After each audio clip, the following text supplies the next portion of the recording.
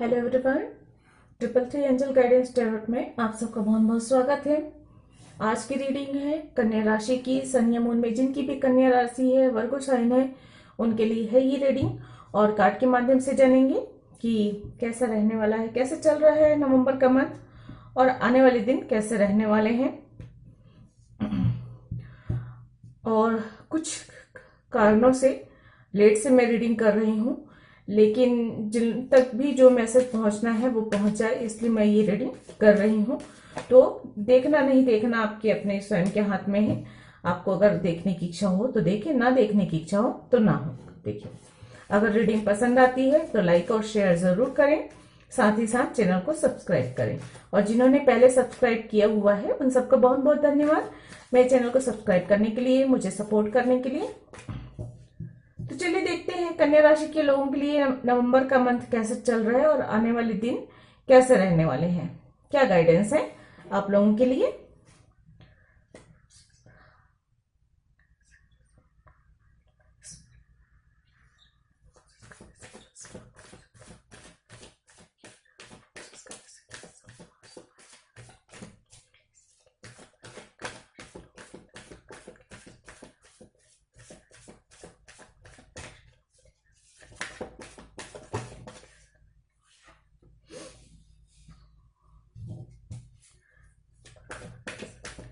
Please angel guide करें नवंबर का month कन्या राशि के लोगों के लिए कैसा रहने वाला है।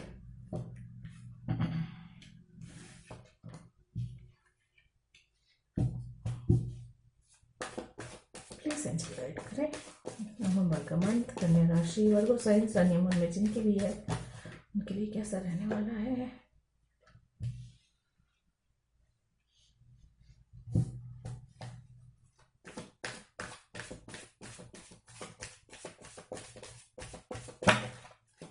Okay,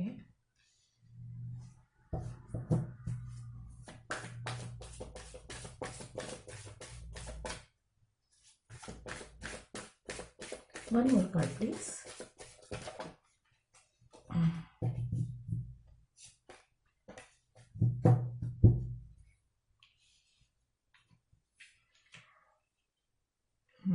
bottom of the deck है king of sword.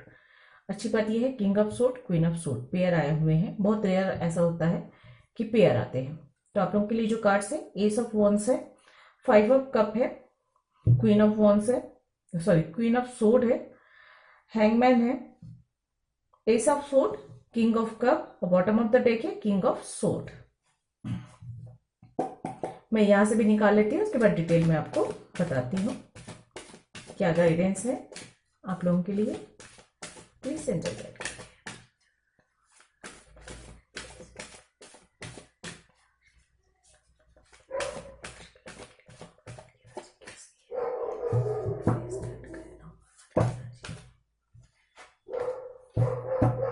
Please angel guide करें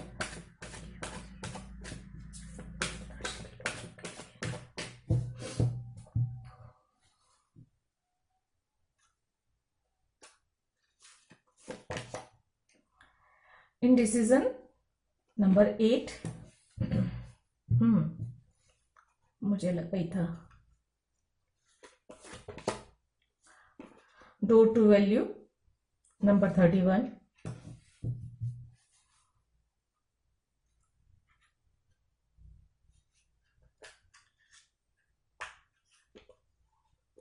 ये सिंगल कार्ड है। Okay, number 32 door to spirit. देखिए दो दो डोर ओपन हो रहे हैं आप लोगों के लिए इस मंथ, नवंबर के मंथ में। डोर टू स्पिरिट और door to value number 31 32 line से आया हुआ है। इसका मतलब है चीजें बेहतर हो रही हैं, डोर ओपन हो रहे हैं, एडसेंट पॉसिबिलिटी सही है। Bottom of the deck number 24। उसके बाद है कॉन्ट्रैक्ट नंबर 6 6 की energy bottom of the deck है।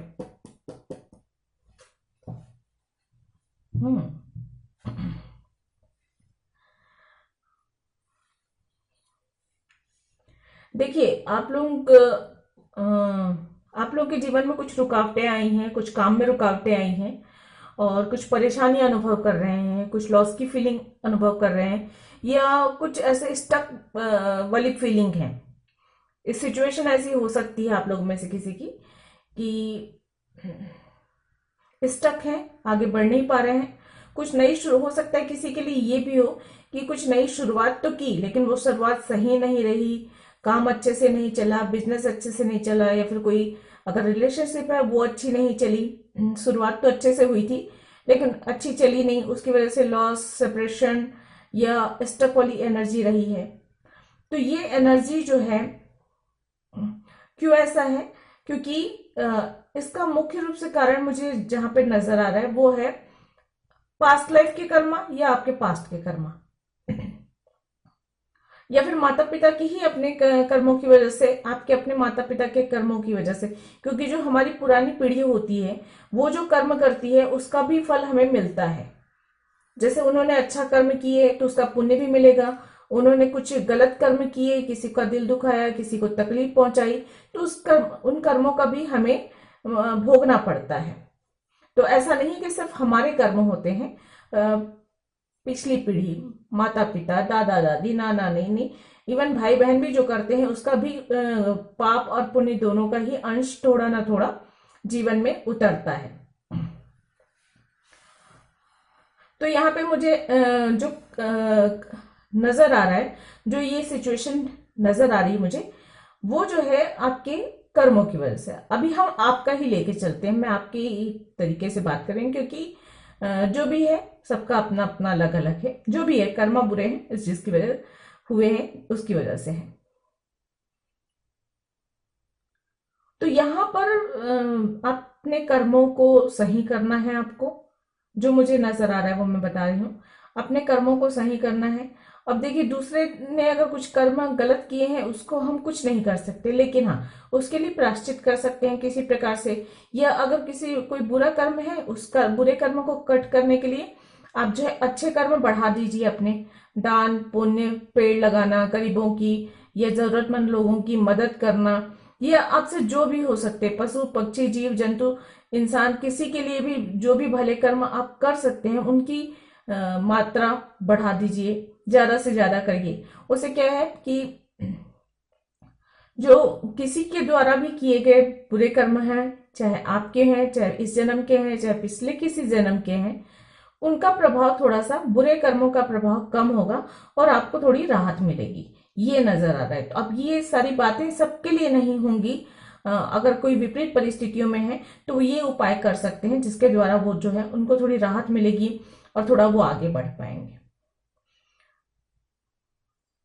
और यहाँ पे अगर आपका काम अच्छे से, शुरुआत तो अच्छी हुई लेकिन उसके बाद कुछ ना कुछ हो सकता है भावनात्मक परिस्थितियां ऐसी बनी कि आप अपने काम पे फोकस नहीं कर पाए, या कोई स्टक वाली मोमेंट आया जहाँ पे आप जो है स्टक हो गए किसी चीज में और जो है आप आगे नहीं बढ़ पाए, आप अपने काम पे फोकस नहीं कर पाए। तो यहाँ पे क्लियरली मुझे नजर आ रहा है कि प्रॉपर आपको एक स्ट्रेटेजी फॉलो करनी है, अपने काम पर, अपने रिश्तों पर ध्यान देना है।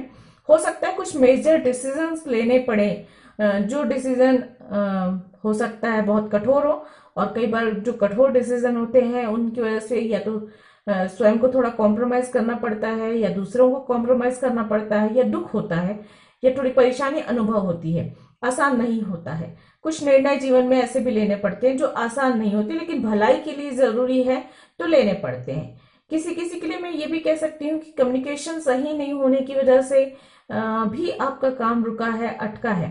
तो यहाँ पे आपको कम्युनिकेट सही तरीके से करने को कहा जा रहा है। जिनके साथ भी कम्युनिकेशन बिगड़ा है, कई बार जो होता है आप किसी से बहुत अच्छे से बात नहीं करते हैं, रूडली बिहेव करते हैं, जिसकी वजह से भी आपके कर्म खराब होते हैं और इसका भी दुष्प्रभाव पड़ता है हमारे जीवन पर।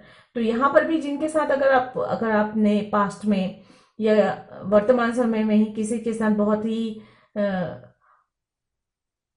रूडली बात की है, कठोर शब्दों का प्रयोग किया है, तो उन चीजों के लिए आप माफी मांगिए, या उन चीजों को आगे से ना करने की सोचें, या उस व्यक्ति से दोबारा मान सम्मान पूर्वक प्यार से बात करके उस चीज को थोड़ा सा ठीक करने की कोशिश करें। ये भी नजर आ रहा है।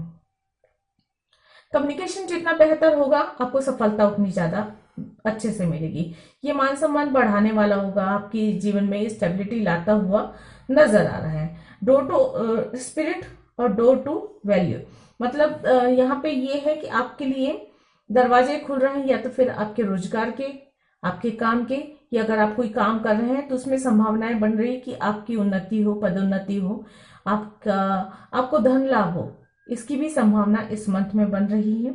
और दूसरी बात यह है कि आपके एंसेस्टर जो हैं, आपके पूर्वज जो हैं, अपनी ओर से आपके लिए आशीर्वाद भेज रहे हैं, दुआएं भेज रहे हैं, इसका भी आपके जीवन में बहुत अच्छा असर पड़ने वाला है।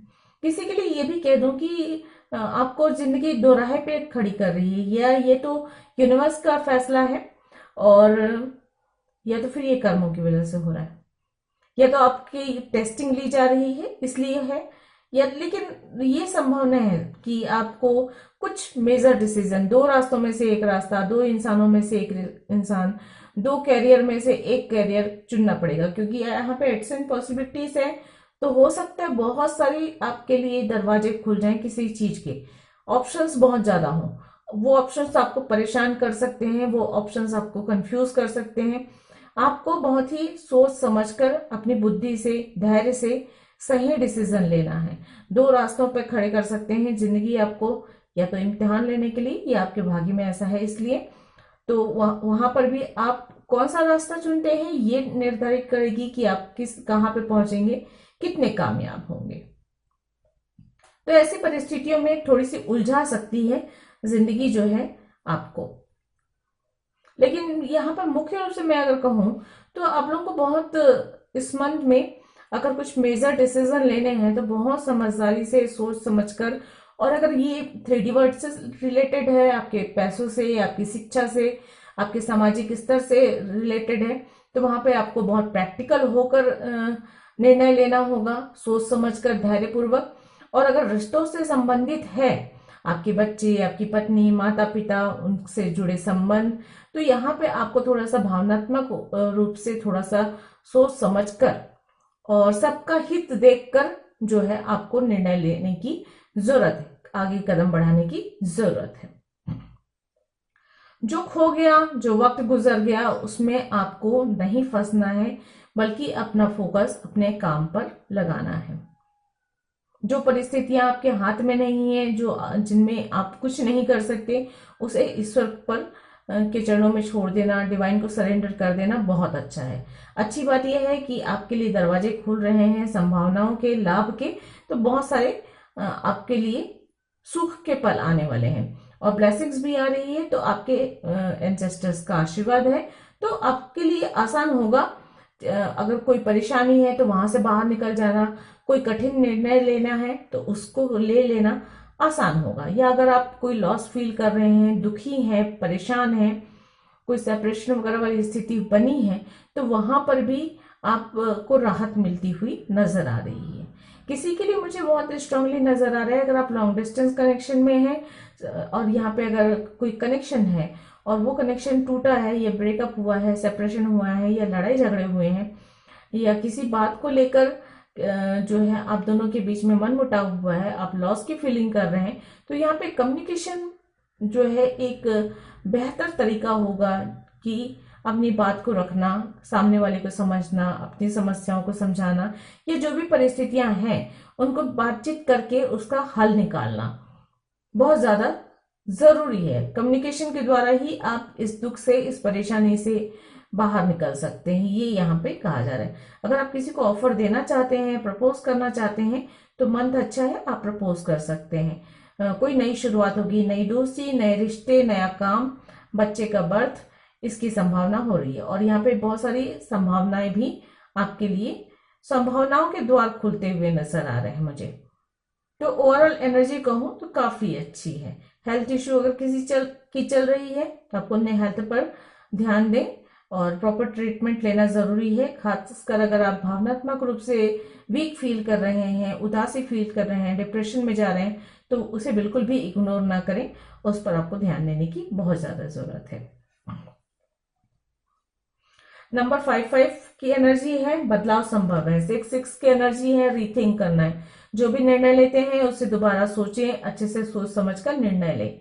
कुछ नई शुरुआत हो रही है, 1-1 की एनर्जी है और ये नई शुरुआत आपको जोश के साथ, पैशन के साथ शुरुआत करेंगे और काफी कामयाबी देने वाला है।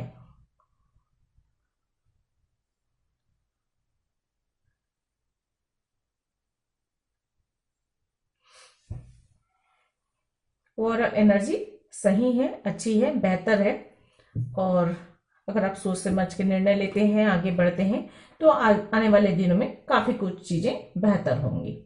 चलिए, अगर आपके कोई क्वेश्चंस हैं तो पूछ लीजिए और देखते हैं एंजल आपके क्वेश्चंस के क्या आंसर देते हैं। नहीं तो इस रीडिंग के अकॉर्डिंग और क्या मैसेज है ये देख लेंगे हम।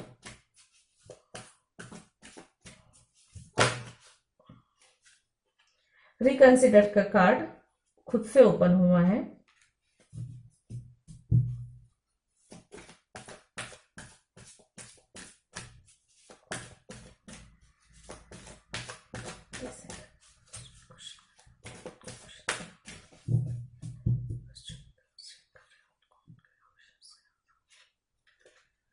फर्स्ट कार्ड ही ओपन हो रहा है। Okay, not the right time.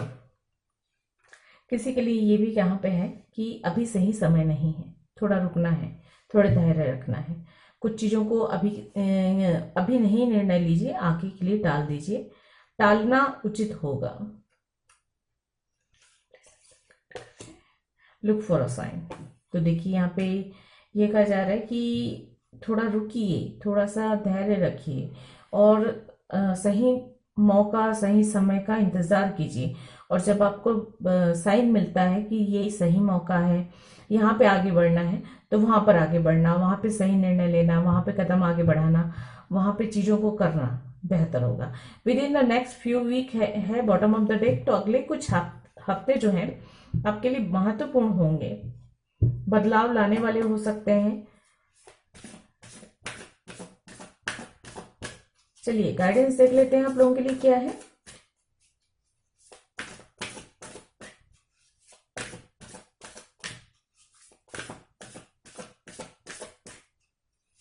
Number 4, 5, 6 मुझे नजर आ रहा है, तो आप लोगों को हो सकता है ये नंबर 4, 5, 6 भी नजर आए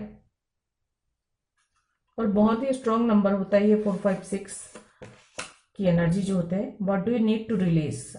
अपने आप से सवाल कीजिए कि कौन सी नेगेटिव ऊर्जा है जिसको रिलीज करना है, कौन सी ऐसी आपकी आदतें हैं, स्वभाव है या विचार हैं जो आपको आगे बढ़ने से रोकते हैं, तरक्की पाने से रोकते हैं या कामयाब होने से रोकते हैं। तो ऐसी चीजों को रिलीज करना है।